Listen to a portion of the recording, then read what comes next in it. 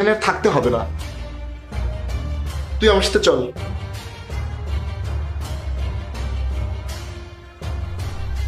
বোন, তুই আমাকে আগে কেন বলিসনি তোর স্বামী তোর উপরে এরকম অত্যাচার করে?